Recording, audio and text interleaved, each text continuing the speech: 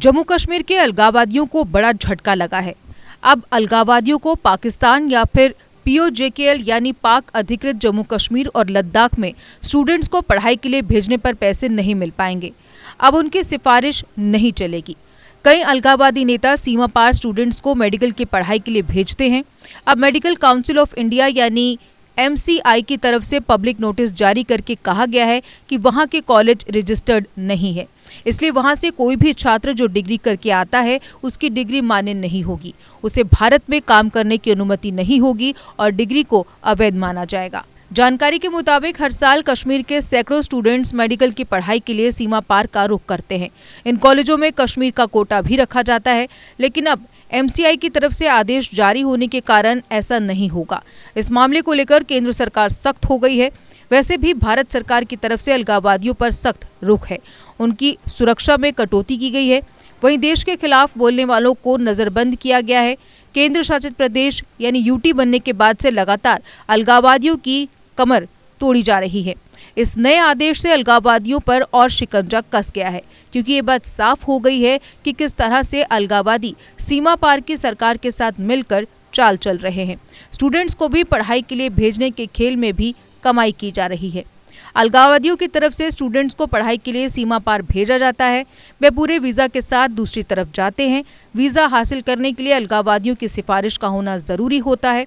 अलगाववादियों की तरफ से स्टूडेंट्स को एक पत्र दिया जाता है, फिर उनकी सिफारिश पर सीमा पार के कॉलेजों में बच्चों को एडमिशन मिलती है। इसके लिए प्रति छात्र अलगाववादियों को पैसे दिए जाते हैं।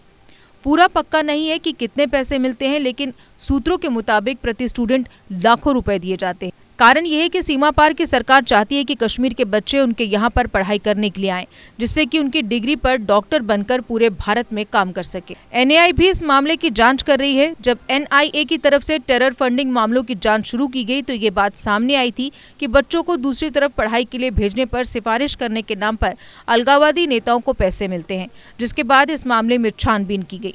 सूत्रों का कहना है कि अभी तक सीमा पार से अलगाववादियों को काफी पैसे आ चुके हैं। आदेश में कहा गया कि जम्मू कश्मीर और लद्दाख UT भारत का हिस्सा है, इसलिए यहाँ भारत का कानून लागू होता है। जिन देश के कॉलेजों को भारत की तरफ से इजाजत नहीं है, वहाँ के बच्चे पढ़ाई नहीं कर सकते और वहाँ की डिग्री भारत में मान्य नहीं होगी।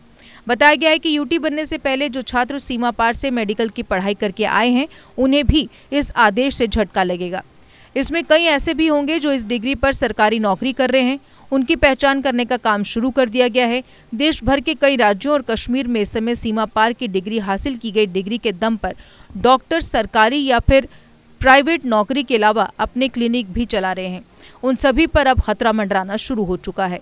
सूत्रों के मुताबिक करीब 30 साल से बच्चे डिग्री हासिल करने के लिए सीमा पार जा रहे हैं। करीब 10 साल पहले सीमा पार के कॉलेजों में इस तरफ के बच्चों के लिए सीटें रिजर्व रखने का नियम शुरू हुआ। हर साल इस तरफ के बच्चों के लिए सीटों को छोड़ दिया जाता है। पूरी सोची समझी साजिश के तहत खेल चलाया जा रहा है।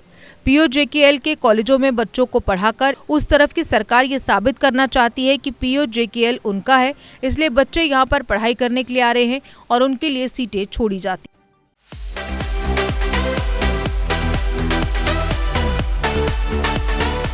ज़िपकॉन आपको सुरक्षित रखने के लिए जम्मू कश्मीर में लाया है सैनिटाइजेशन सर्विस। अपने घर, दफ्तर और दुकान को सैनिटाइज करवाने के लिए तुरंत संपर्क करें।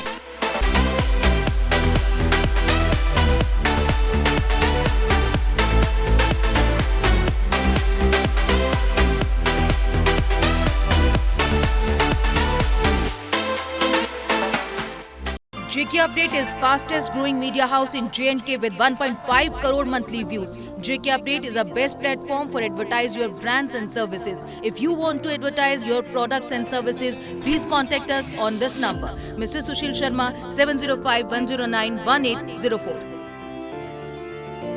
JK Update. अपडेट रहें हमारे साथ।